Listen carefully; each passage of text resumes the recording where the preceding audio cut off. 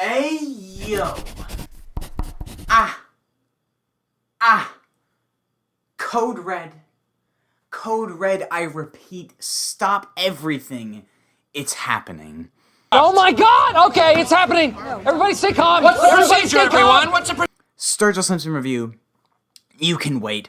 Other videos I have planned that are yet to be announced can wait because Kacey Musgraves is back. She's back in a big way. She's back now and back with a full album very soon. This is my third attempt at sitting down and recording this video because every time I sit down to record, Kacey releases something else, whether it be more images, an album cover, a trailer, or how about a freaking song? Because we were all expecting a new single from Kacey at 1 p.m. on a Monday, right?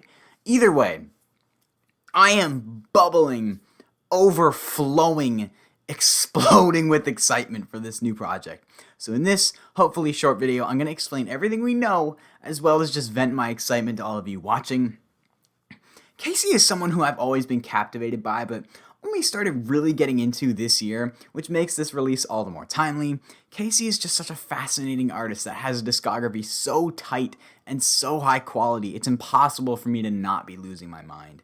Same trailer, different park, though I never got too invested into it. I could definitely see the appeal, but it was her Pageant Material album that got me absolutely hooked. That thing slaps harder than those Russian guys. This uber neo-traditional country album with an undeniably unique touch of gloss on top made for a stellar record. Songs like the opener High Time, the title track Pageant Material, other cuts like Family is Family are just so freaking good I cannot explain. But then Kacey threw us the curveball that was her Golden Hour album, which was a transition into pop country, and I must say, it's perfect timing, but I've been listening to a lot of Kacey Musgraves this summer. But the more I listened, the more I realized Golden Hour has a strong case for like the best pop country album, period. It's certainly one of my favorites. It was never one that came straight to mind, but it felt like every time I listened, I found something new I just freaking loved. And at the moment, that thing I am obsessed with is the Mother interlude. Oh, that's beautiful. But now, Kacey has just took everyone's worlds and turned them upside down by just overwhelming us with hint after hint over the last few days, all the way to where we are now with the new track and title track of her highly anticipated fourth studio album, Star-Crossed.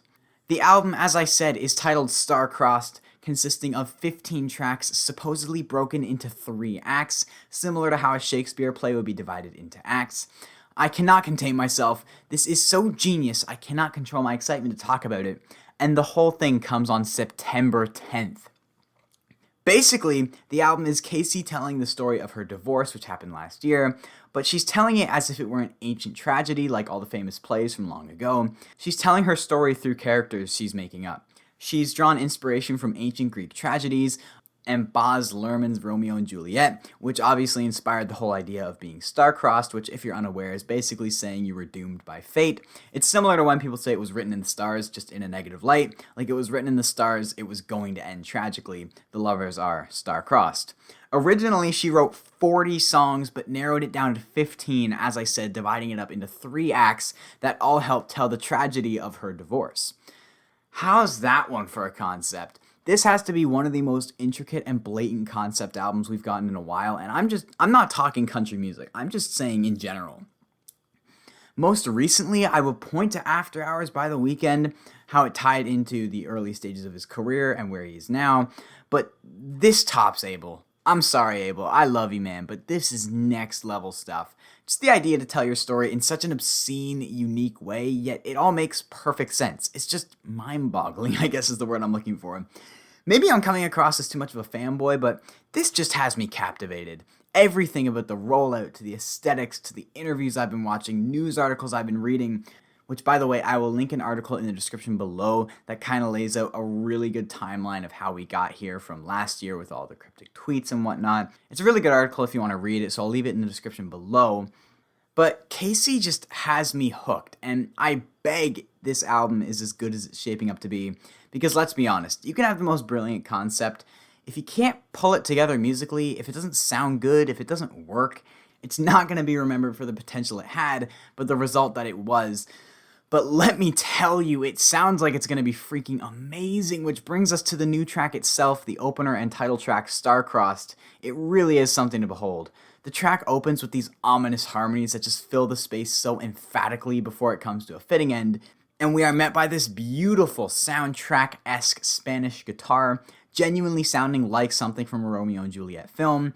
It's romantic, it's stealthy, it's haunting, and then to add to the vibe, we get this super reverbed introduction of Kacey saying, "Let me set the scene," before she proceeds to set the scene with this poetic verse that really paints a heartbreaking picture.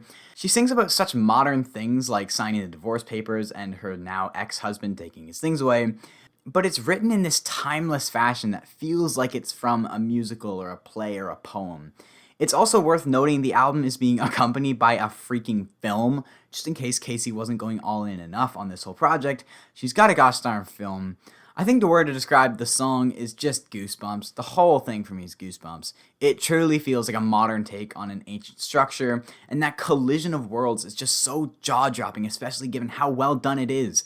The mix is enormous, the bass is bellowing, the choir of Kacey singing Star-Crossed in the outro is so angelic. It really is that special. If Kacey can deliver on the rest of the album, this is shaping up to be an absolute treat, and boy oh boy, I hope it comes through.